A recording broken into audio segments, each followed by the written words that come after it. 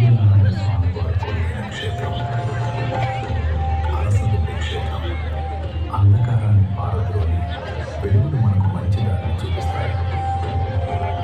నవగ్రహాలలో ప్రధానమైన సూర్యనారాయణుడి స్పర్శ ప్రపంచాన్ని మేల్కొల్పుతుంది. నిత్యం వెలుగులను వరంగా ఇచ్చే సూర్యచంద్రుడు మానవాళికి ప్రత్యక్ష దైవాలు. చంద్రుడి వెన్నెల అనుభూతిని, సూర్యుని ఉషస్సు ప్రపంచాన్ని సందర్శింపచేస్తాయి. నిత్యం తన పలకరింపు ద్వారా పారవశ్యాన్ని అందించే ఆధ్యాత్మిక క్షేత్రం మన తెలుగునాట నిలబడి ఉండటం భగవంతుడి ఆశీస్సులకు నిదర్శనం. దేశవ్యాప్తంగా సూర్య భగవానుడి స్వయంభూ ఆలయాలు చాలా పరిమితంగానే ఉండగా ఒడిశాలోని కోణార్క్, ఉత్తరాంధ్రలో నాగావళి తీరాన అరసవల్లి క్షేత్రం ఆధ్యాత్మిక శోభ, చారిత్రక, సాంస్కృతిక గుర్తులను అందించడం విశేషం. తరతరాలుగా యావత్ భారతావనికి ప్రధాన సూర్యక్షేత్రంగా అలరిస్తున్న అరసవల్లి.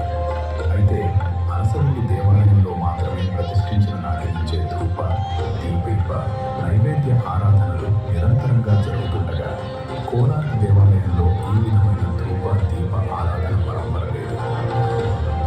ఈ విశేషం ఈ రెండు క్షేత్రాల ప్రత్యేకతను స్పష్టంగా తెలియజేస్తుంది.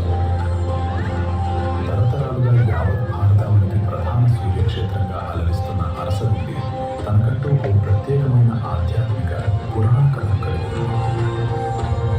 నాగలిని ఒక ఆయుధంగా కలిగి ఉన్న శ్రీహరికి నిత్యం పడగలో ఉండే ఆదిశేషుడు అంశే త్రేతాయుగంలో బలరాముడిగా అవతరించాడు.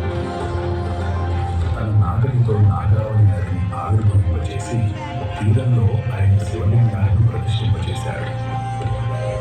అందులో ప్రత్యేకమైనది శ్రీకాకుళం పట్టణంలోని ఉమారుద్ర కోటేశ్వర ఆలయం. పురాణ కథ ప్రకారం దేవతలంతా ఉమారుద్రుని దర్శించుకున్నారు.